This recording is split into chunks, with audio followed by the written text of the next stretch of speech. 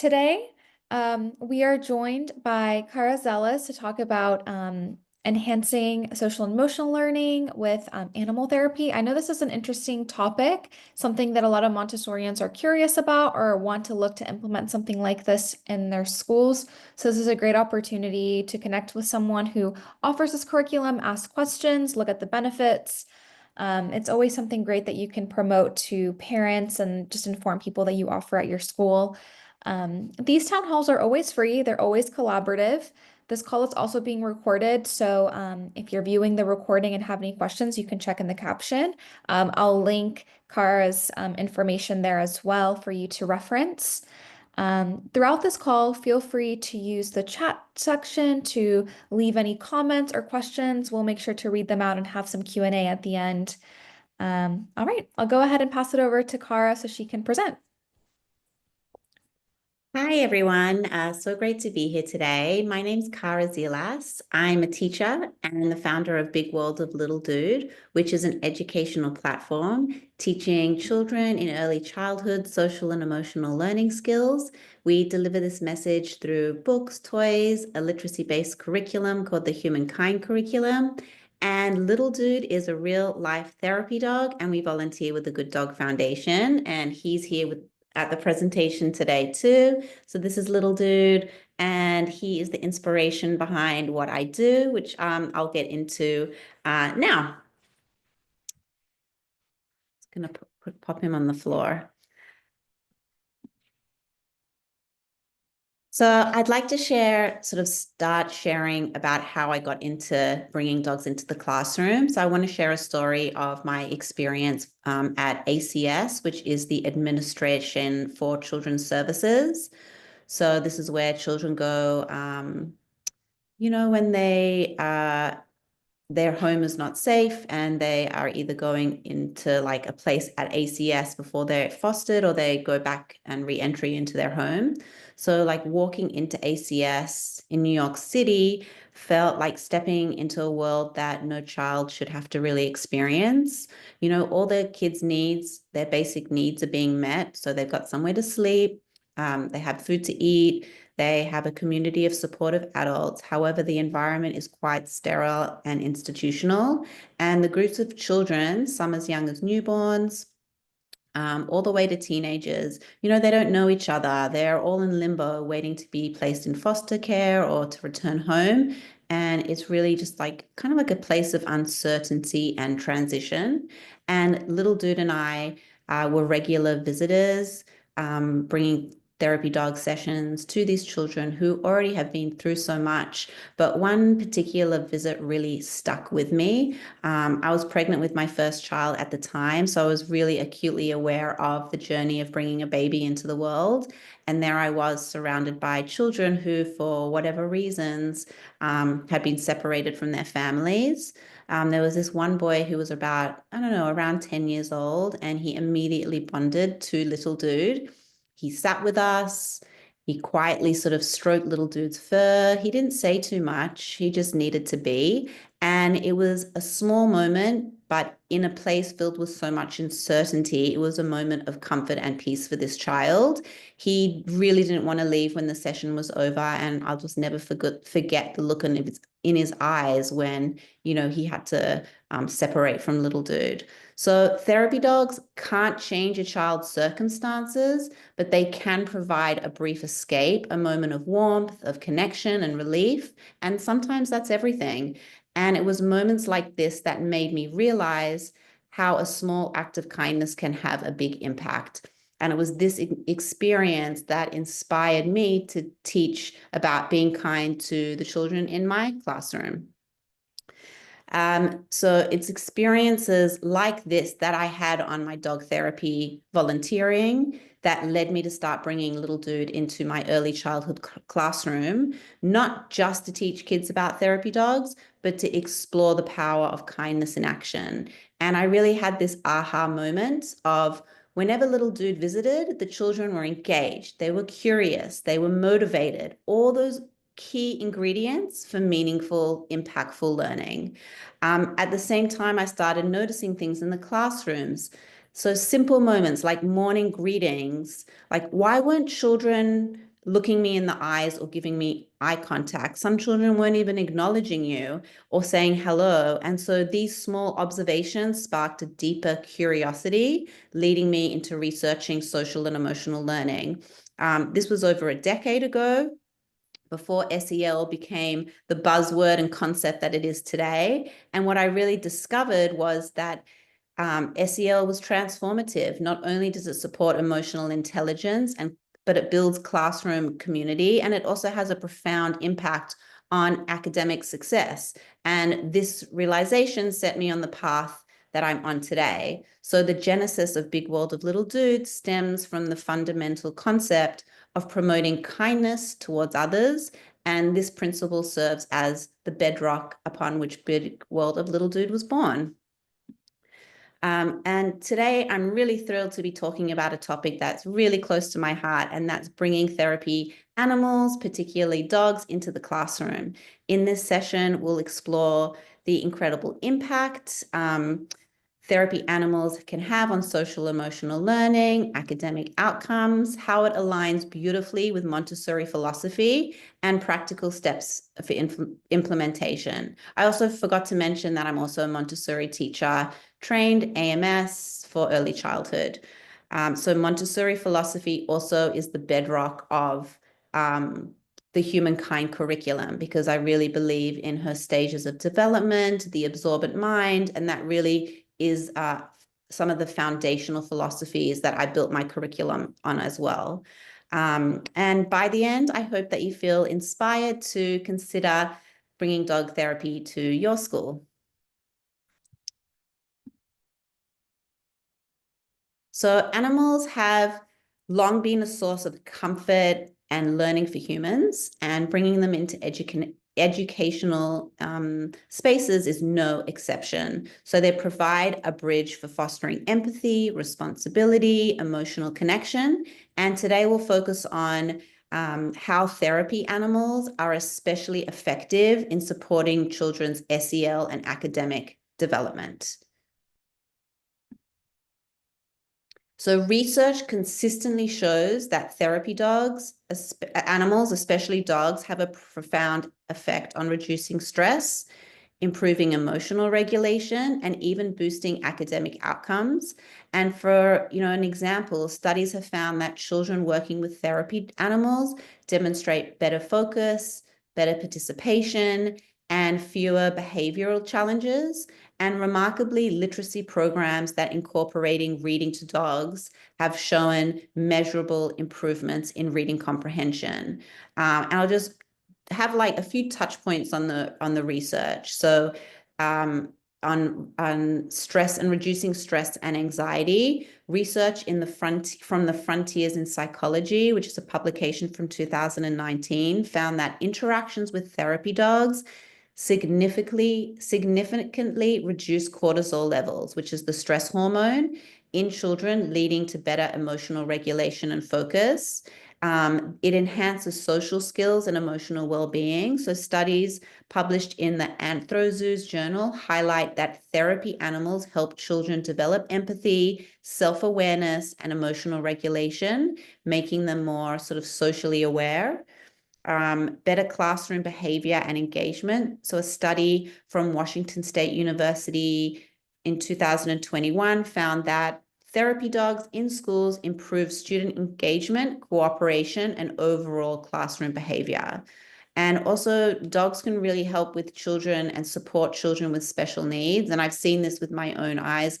I used to take little dude to the charter school of autism in New York City. And I really, for example, there was this one child who was really afraid of dogs. And it took us 10 months for him to learn how to pat little dude, give him a treat. And I just saw the positive impact in that environment. The research published in Developmental Psychology suggests that therapy dogs can really help children with autism by reducing anxiety and encouraging that social interaction. So there's a lot of rich research out there that supports bringing animals into the classroom.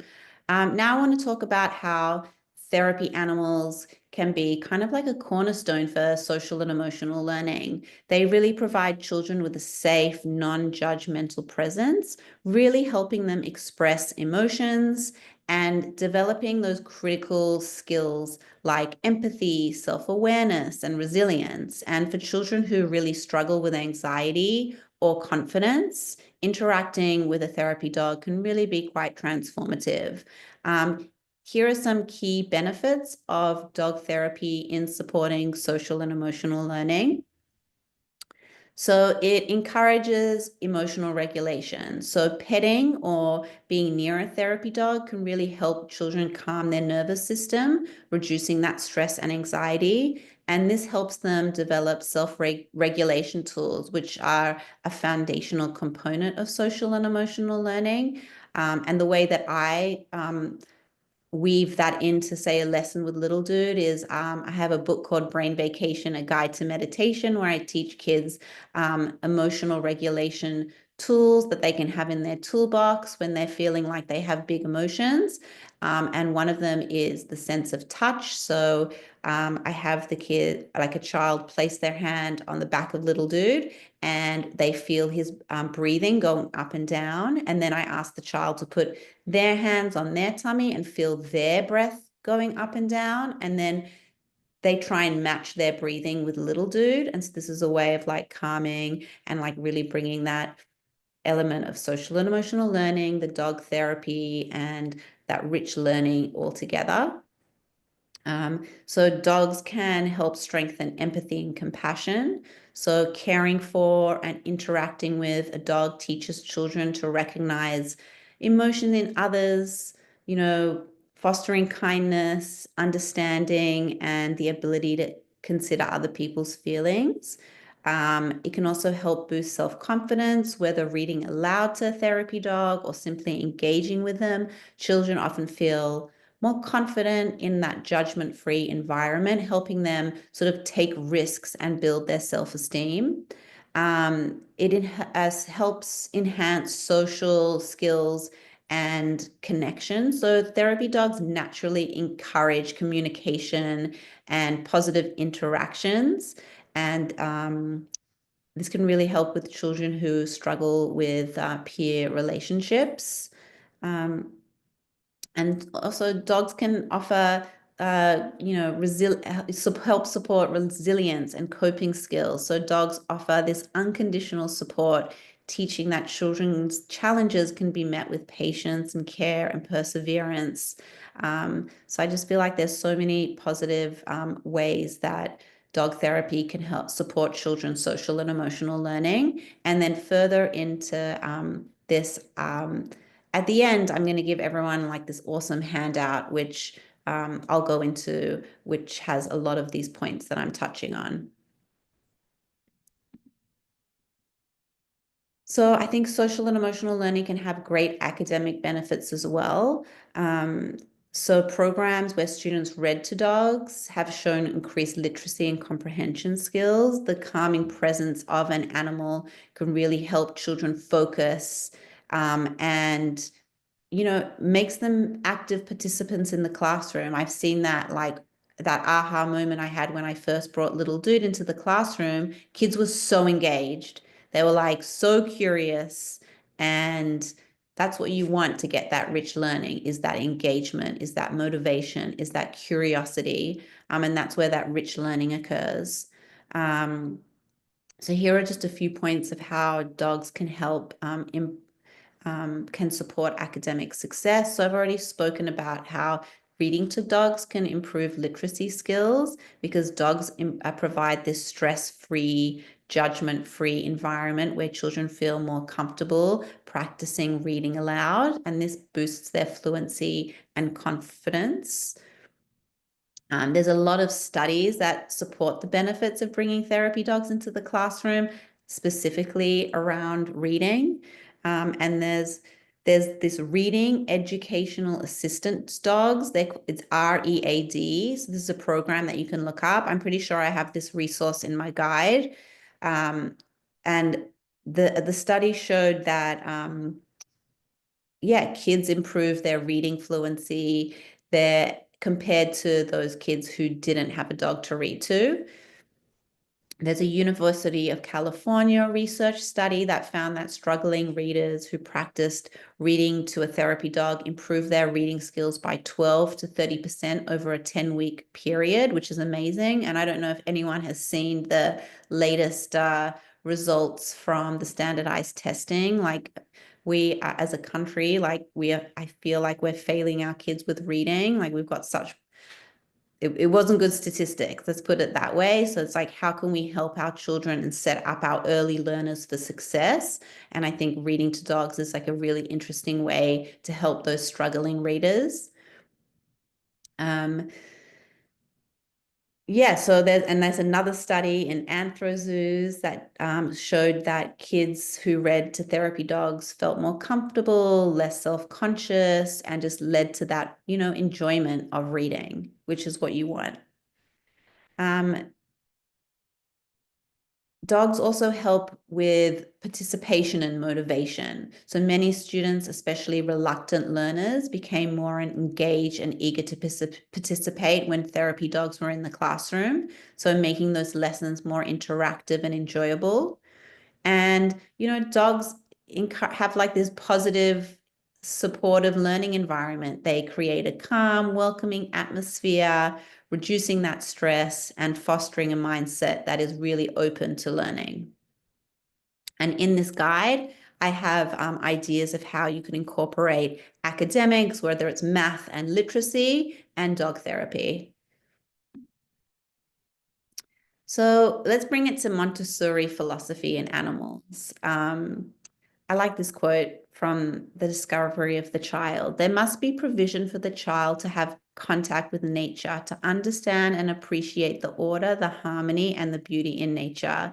So I really feel like Montessori philosophy naturally aligns with incorporating animals into the classroom, as it emphasizes respect for all living things, that connection to nature, and hands-on experiential learning. And Montessori believed that children develop best when given opportunities to care for their environment and living beings within it. And I think that therapy animals provide a really incredible way to nurture empathy, responsibility, independence, those really core values of Montessori education. And so I really do think that dogs naturally align with Montessori philosophy in several different ways, reinforcing the key principles of child development. So here are some sort of ways that I connect the dog therapy to Montessori. So in practical life, you have a care of living things. Children develop responsibility and independence by participating in care of a therapy dog, providing things like washing, brushing, setting up a quiet space. These real life tasks foster a sense of purpose. And also you can relate it to taking care of the child. So like, the dog has to brush his teeth and wash his hair and brush his hair and eat healthy food, just like we have to do all those things too. So you can draw a lot of parallels between taking care of yourself and taking care of the dog.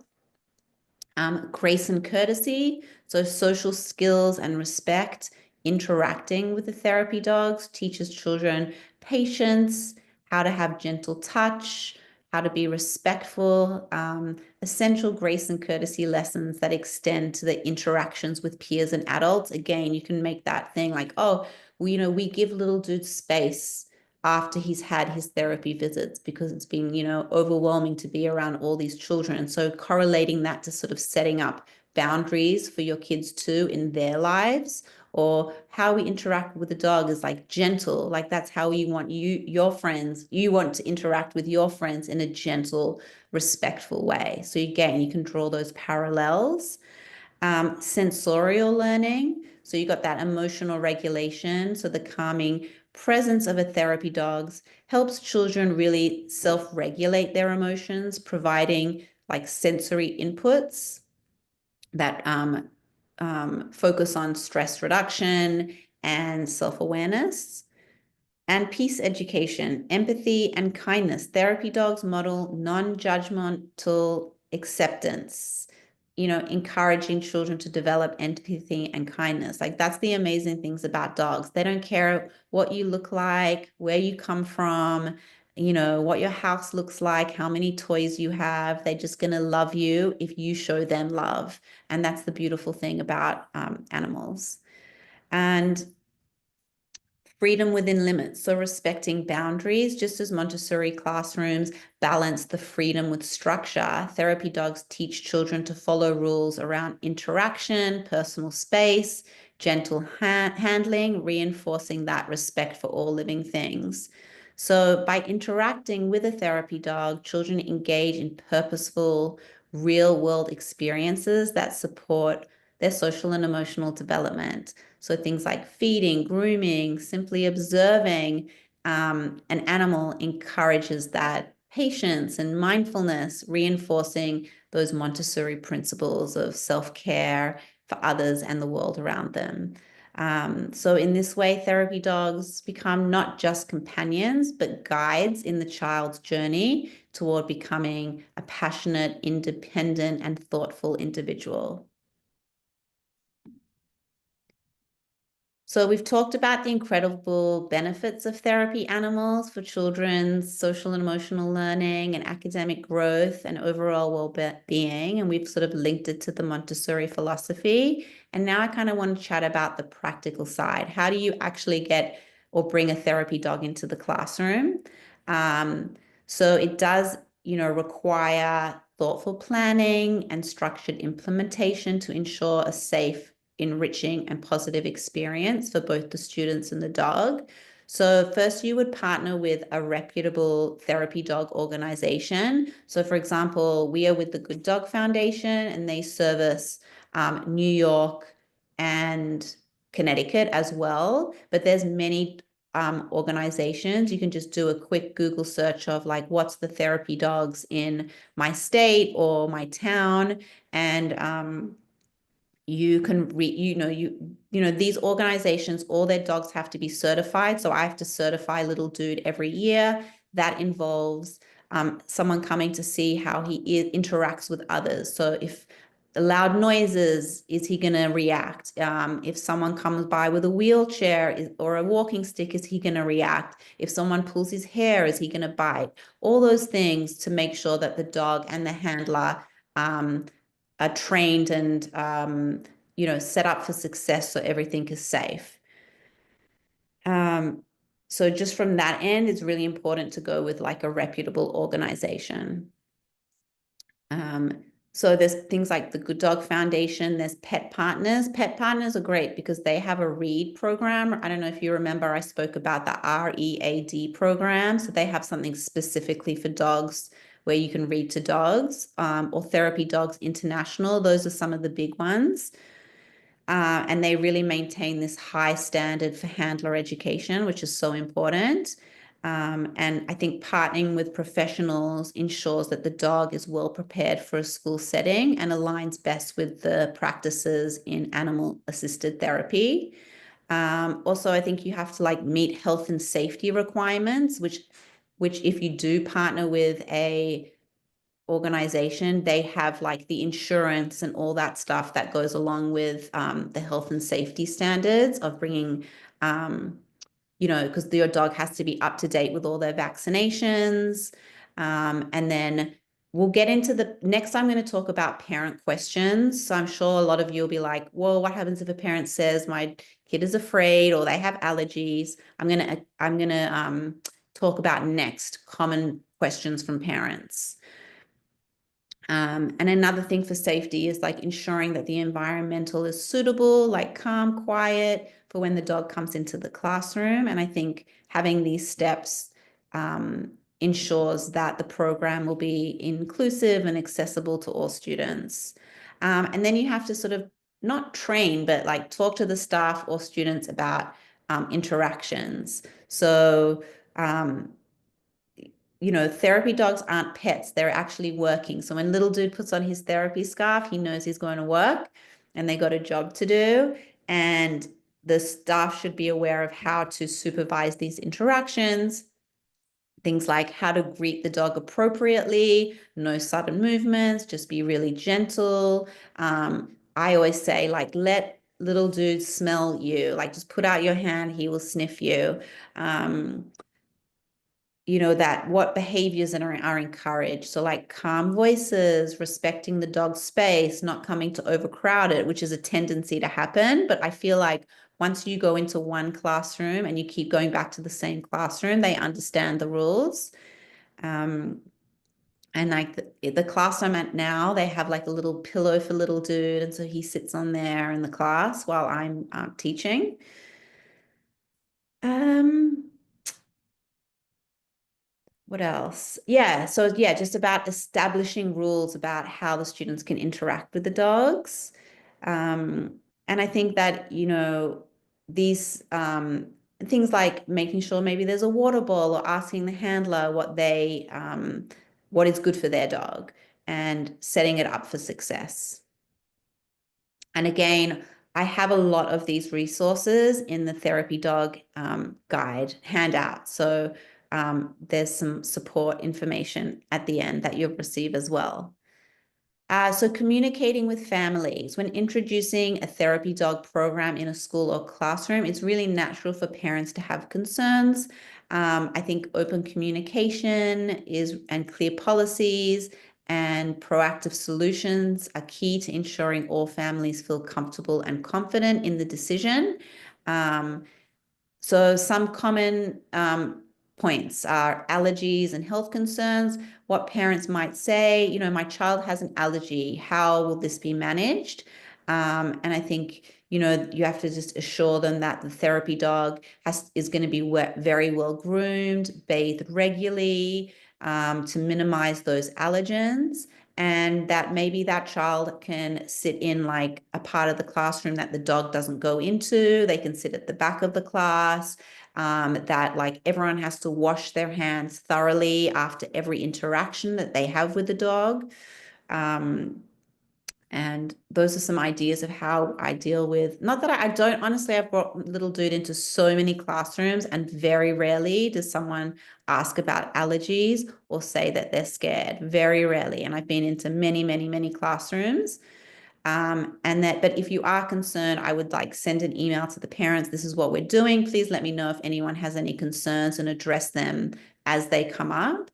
Another point might be a parent might say, my child's really scared of dogs. Won't this make, it stressful for them?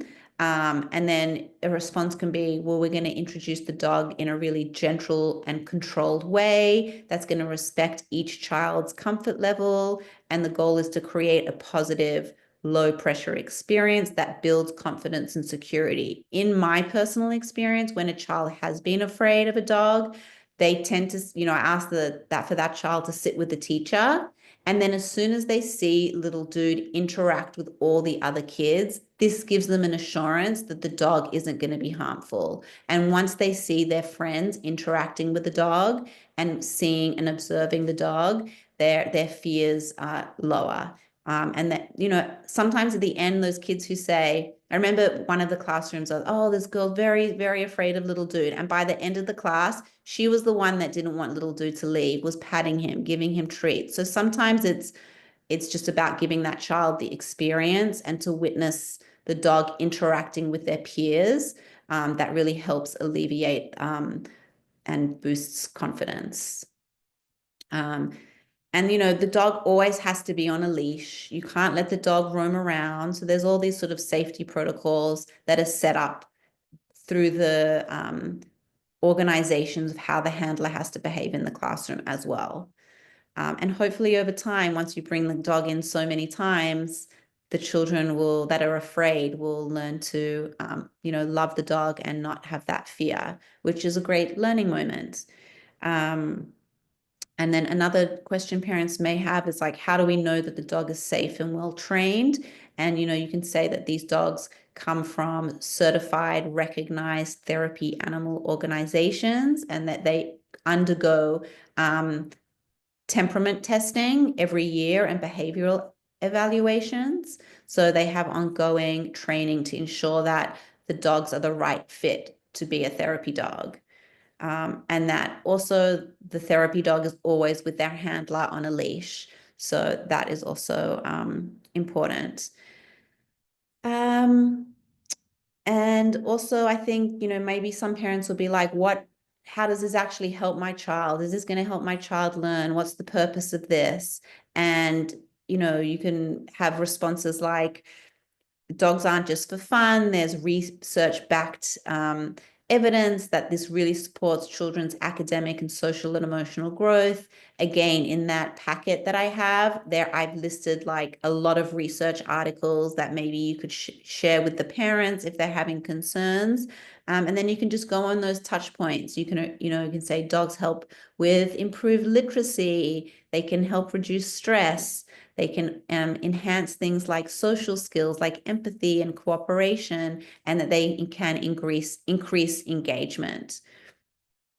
Um, and then if you really want to, you could host an informational session. You could send out an email with a chance for parents to respond if they have any queries. So alternatives. So if you can't have a dog therapy in your school, there's some alternatives. So not every classroom can host a therapy dog, but there are different options. You could do a visit to local animal shelters or farms that provide similar benefits. Or you could consider sort of smaller pets for your classroom, something like a guinea pig or an aquarium. And I think these beautifully align with the Montessori values of care and respect. And I've invited a special guest speaker today. Her name is Ashley, and she's from the Connecticut Humane Society. And as we've been discussing, therapy dogs have this incredible impact on children's emotional well-being and confidence and learning. But beyond therapy dogs in the classroom, there are so many ways kids can engage with animals in a meaningful, hands-on way. And that's where our special guest comes in. She's joining us today. She's the Community Outreach Manager from the Connecticut Humane Society. The Connecticut Humane Society has been dedicated to helping animals and educating communities for a long, long time, and they play a huge role in promoting kindness to animals. And today, Ashley is going to give us some insight into the amazing work the Humane Society does and how educators and families can connect their programs. So Ashley, I'm going to hand it over to you. Thank you so much for coming. Yes, thank you for having me. I'm definitely excited to be here to talk to you all a little bit about our organization and all we have to offer for students. I'm going to request to share my screen because I do have some visuals to share with you all. So bear with us. We're gonna just pull that up. So the Connecticut Humane Society, for those of you who aren't familiar with us, we are a 501c3 private nonprofit in the state of Connecticut. We are not affiliated with any national organizations like the Humane Society of the United States, the ASPCA, or any groups like that. All of our funding is from private donors, so we are not funded by the state of Connecticut in any way, the federal government. We are a private organization. Our mission statement is up there on your screen. I like to talk about our four main components of our mission, which are adoption services. So we are most known for being an animal shelter where folks can come and adopt animals into their home. We care for companion type animals, so dogs, cats, rabbits, guinea pigs, other small fluffies like hamsters, gerbils, rats, mice, all those guys. And then also small pet birds like finches and parakeets. So lots of animals within our buildings, and we provide adoption services for all of those guys. We also have medical care that we focus on. So we have a private veterinary clinic in our Newington shelter, as well as currently in process of being built in Wilton. We will have a second public veterinary clinic for private clients. So those are open to the community to provide medical care to pets in homes in an attempt to keep them there in those homes, providing some lower cost medical services. But we also provide medical care within our shelter buildings to our pets that we have in care. We have veterinarians and technicians and on staff to do that medical care. Education, which is what I'm going to focus on today. It's a large part of what my department is responsible for, is our humane education team and programming that we offer for pre-K all the way up through the adult levels of education and students. So I'll get into that a little more deeply. And then prevention of cruelty. So our organization is not responsible for um, making sure people follow the law. That is the job of animal control in the state of Connecticut, is enforcing laws and investigating cruelty to animals. However, we partner with those animal control officers to help with cases that they may be having. When we need to take some animals in from them, give them some help essentially. If they end up with a case of a lot of animals that they need help placing in homes. We also work with legislators to support bills that may hopefully become law that may create a better environment and a better world for pets here in the state of Connecticut. So that's kind of where our focus lies. And I'll jump into where we're located. So Connecticut is our service area. We, as an education team and as an organization, support pet owners and students in our entire state. We have 3 physical locations: Newington, Waterford, and Westport.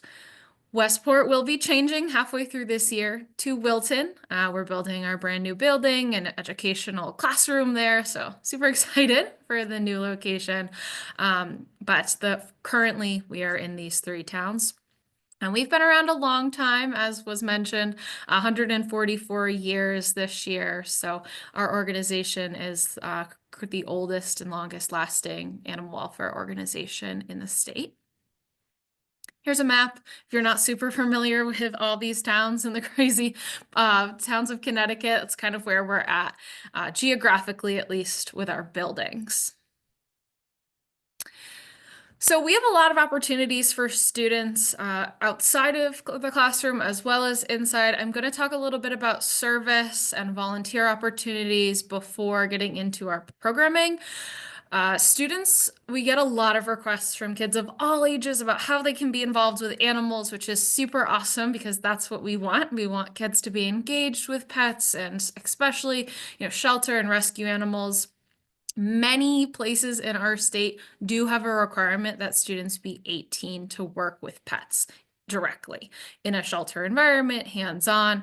There are some loopholes of fostering, which is an awesome way for families as a unit to get involved with helping pets, being that temporary home for pets who either belong to a shelter or a rescue group, and they need a temporary place to stay in a home environment. So that's a really great way to encourage the whole family to get involved. But I'm going to talk about ways that students can kind of individually or as a classroom group get involved. So the first part is craft projects. So we have a whole list on our website of approved craft projects that our medical team says is a-okay for students to do and donate to us. We have a couple additional ones as well. But a big one that we love when students do are pet beds, cat scratchers, and simple cardboard tubes. So pet beds are pictured here. We had a nice group of scouts make beds for us. And then cat scratchers as well are really nice way to upcycle and be very environmentally friendly and still have a donation for pets because it is just all cardboard, recycled cardboard and some Elmer's glue. And then cardboard tubes are simply what they are. They're either paper towel rolls that are emptied or commercial like toilet paper rolls because they're a little bit more stiff than the ones you have in your home likely. And students will decorate them with non-toxic crayons and we will stuff them with hay and treats for small animals. Occasionally we'll use them for like the dogs and cats, but mostly those are something that benefit our small animals more so. So kind of something for every passion animal that students have. Everybody has a different love for different types of pets. Fundraisers are also super great for kids, kind of getting them into understanding money a little bit better, and how that money, whether it's $5 or $20 or $100, makes a huge impact on the lives of pets in shelters and just in general. We've had students do everything you could probably imagine as a fundraiser. Some highlights would be we've had students create pet treats or partner with adults and make safe pet treats and then sell them at a pet bake sale, whether it be to their friends and family or maybe out more in the community, and then take that money and donate it to the shelter, pets, or rescues. Pajama days at school are always big with our younger elementary and younger aged early education students, for in support of the pets. And then lemonade stands. So these have kind of been long-standing at our organization where we supply kits to students who are interested in supporting pets in the warmer months, of course, with a lemonade stand. So we have 2 kids here who have done one for us in the past. And those are always fun and kind of get support on social media, and parents help out and really just kind of have a nice way to raise money for animals. And then, of course, supply drives. So these are huge for all rescues and shelters. We at the Connecticut Humane Society have a very robust pet food pantry program where we feed just over almost 200 families every single month, and lots of pets to help them keep their pets in homes. And all of that food comes from community donations. So supply drives, especially for pet food and newer items and toys, are a great way for students to really make an impact. And also, it's nice for them to see how many items they can collect and then bring them into the shelter, or we will come into the school classroom and pick those items up. For students and groups and classes who do a collection or a fundraiser, our team, we'll get in touch with them, or you get in touch with us essentially, and we offer free programs, or one free program or a free tour to that group. So they come in, donate the supplies, we'll give them a nice behind the scenes tour, or if that's not an option, we will come to them into their classroom and teach one of our many educational programs. Just so another touch point for them so they can kind of really see how their donation is making an impact versus just collecting those tangible items. Then my favorite part, our education programs. So we have a lot of different diverse education programs for students of all ages. I specifically focused on our younger, obviously with early education and early childhood education, but we go all the way up through high school and adult programs. So I put our youth programs link up there. There's a longer description about all of our offerings on our website for every program you see here, as well as others if you are interested in learning more. But most of our programs take place on site in the classroom. So while we kind of have an education space in Newington, right now we are without kind of a big education room. So we often go into classrooms. It's also easier for us to access you than it is often for students to come to us. So we travel all across the state every single day of the week teaching programming. From 7 a.m. to 7 p.m. at night, our team is out teaching programming. So for those in-classroom programs, one of our most popular programs that we just launched 2 years ago is Pause in Pages.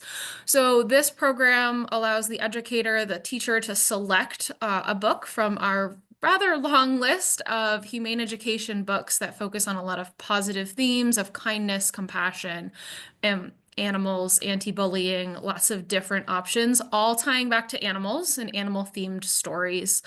And then our educator will come in, read that story, and do a small, we call it a micro lesson about how to safely interact and handle the pet that is the main character of that book. So we have education animals that we utilize for these programs. They are not real animals. They are stuffed pets.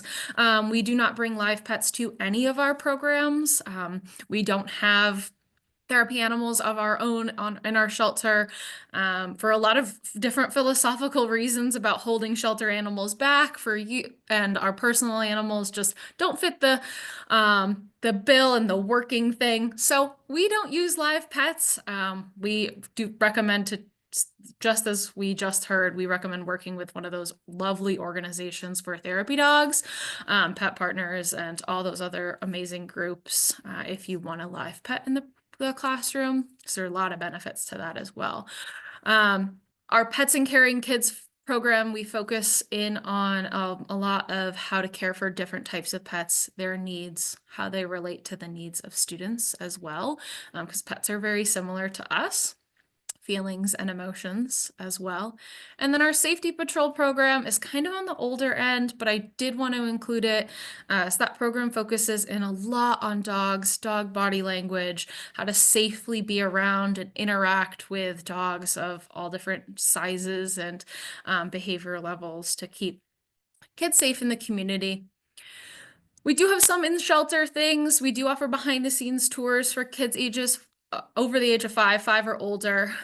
So we will do about a 45-minute tour around all 3 of our buildings and show students how we care for the animals. Sometimes most of the time we'll get to see animals of all different species.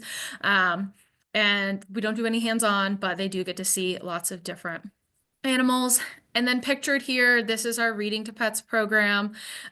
This is Marble, the cat, being read to, and this is a seasonal program. We offer it during school breaks for students to come in with their adults and practice their out loud reading skills to different types of pets within the shelter. So Marble here being read to, that was back at our Christmas break, our holiday break one back in December. So I have some pictures of our educational programs just so you can visualize a little bit what it looks like within the classroom. This is our ed team. There are 3 educators for the Connecticut Humane Society. We are all members of the Association of Professional Humane Educators and have all been teaching. Oh gosh, I've been with the organization 7 years now, and Zoe and Hannah, my other 2 team members, have been with us over 5 now. So we've all been with the organization quite a long time and all have different passionate areas about what we love teaching the most, but we all teach all of our programs and have helped develop content for all of our programs. We do tie into SEL and social emotional learning in many of our programs and have all of those standards blocked out. And you can see here within the classroom setting, we do a lot of smaller groups. So a lot of our classrooms are 30 students or under. That's kind of what most of our programs are designed for.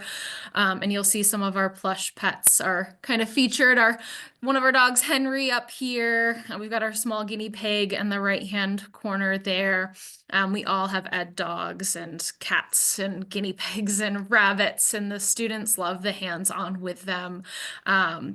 We always have a kid named Henry in the class, so everybody loves when the dogs' names or the pets' names match up with their own. So they really enjoy the hands-on aspect, and we hear feedback all the time from our educators that the students really enjoyed the hands-on aspect. They noticed obviously, but didn't mind that the pets weren't real. And it really gives them that opportunity to be around a animal, practice those skills, and really kind of be more comfortable when they do meet and interact with a real live pet. So that is what I have for you all today. I am happy to answer any questions if there are any. And thank you very much for having me and inviting us to speak on what we do at the Connecticut Humane Society. Thank you so much, Ashley, for sharing such an amazing resource for the Connecticut community. I hope that if anyone wants Ashley's details, I'll pass them on to Camilla. Camilla, can you see my screen now? Yes. Yep. Okay, amazing. So I just wanted to quickly touch base on a real life success story of how, therapy. I have witnessed a therapy animal being incorporated successfully. So right now I'm at a child's place in Westport, and I introduced Little Dude into the classroom as part of the Humankind curriculum, which helps develop kids social and emotional learning skills. And the challenges, like many early childhood classrooms, the teachers noticed sort of some pain points. So kids were having big emotions. So kids were struggling with frustration, disappointment, anxiety. The SEL lessons weren't always purposeful, and some children had issues connecting with the materials. And then, like those peer interactions, things like sharing, taking turns, showing empathy, they were kind of like the pain points.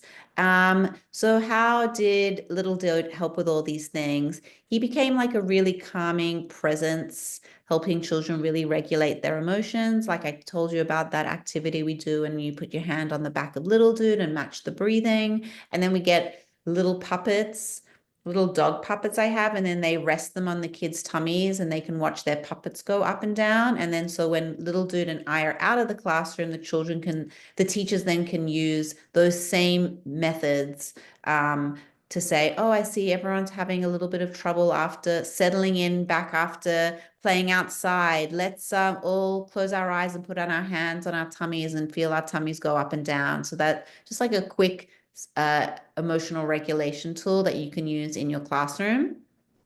Little Dude encouraged peer cooperation as kids work together to take care of him, and he even helps some kids with their reading confidence.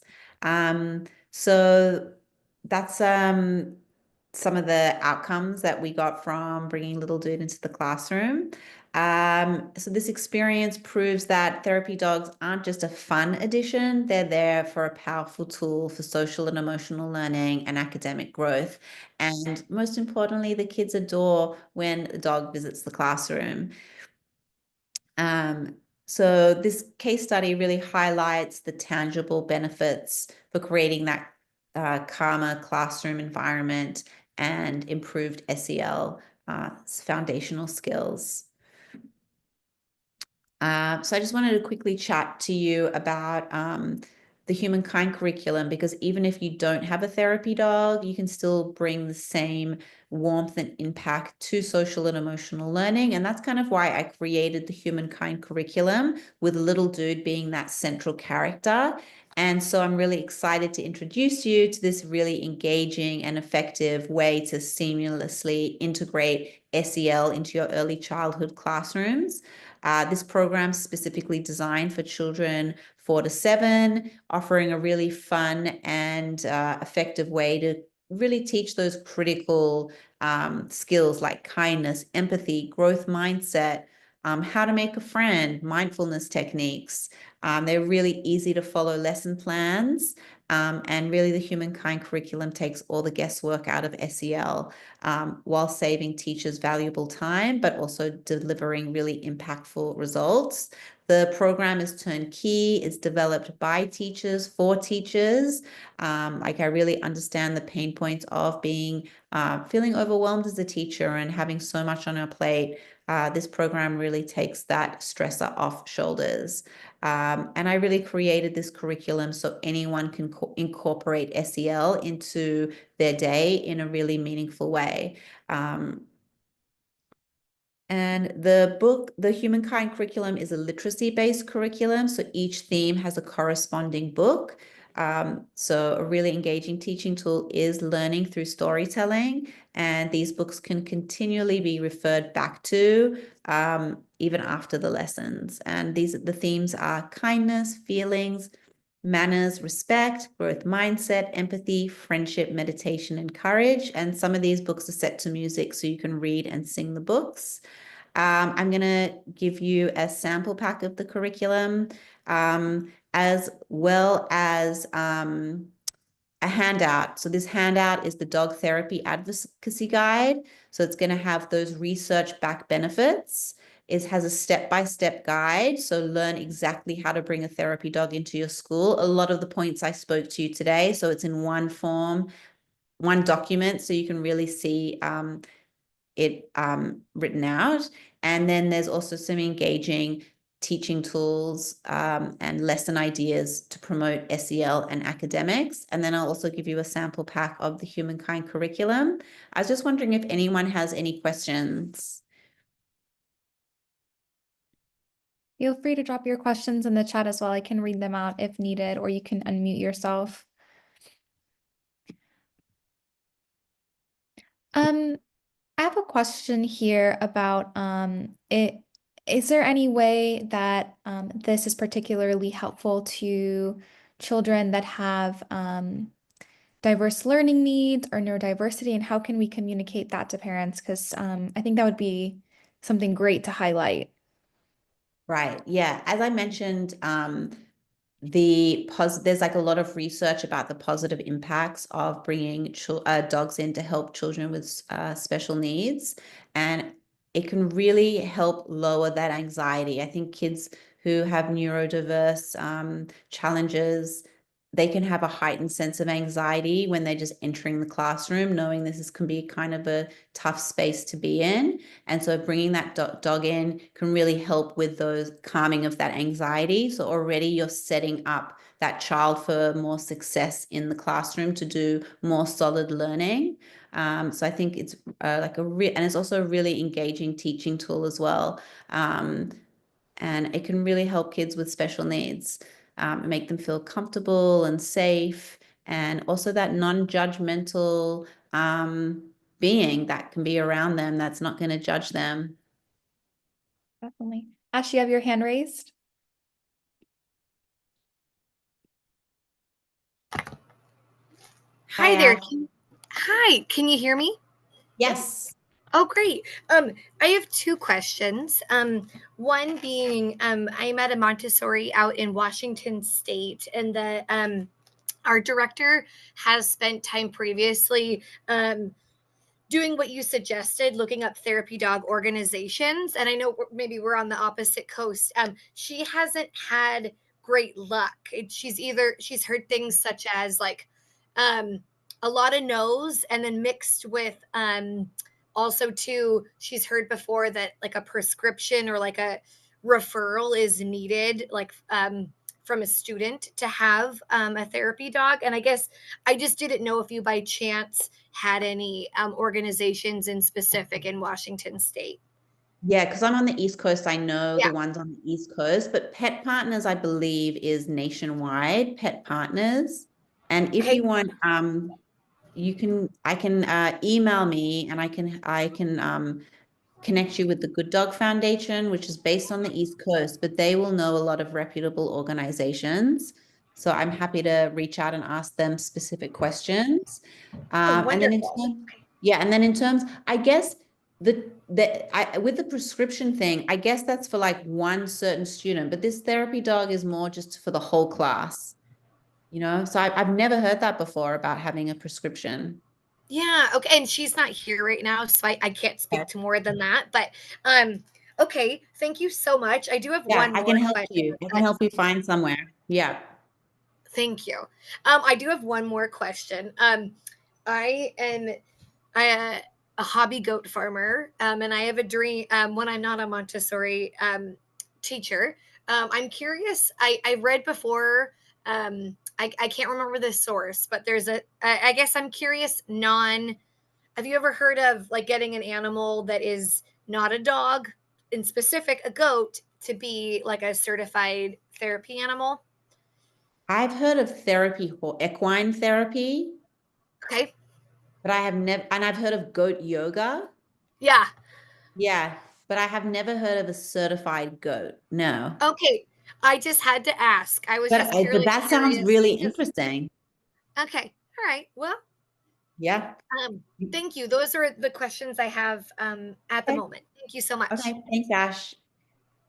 If anyone has any questions, I've got my details on the next slide. So I really think that therapy animals offer this really immense potential to transform both social and emotional learning and academic outcomes in the Montessori classrooms. And I hope that you feel really inspired to look further into this approach for your schools. I really appreciate your time, and I'm happy to connect further if you have any questions. Thank you so much for joining me today. Feel free to reach out.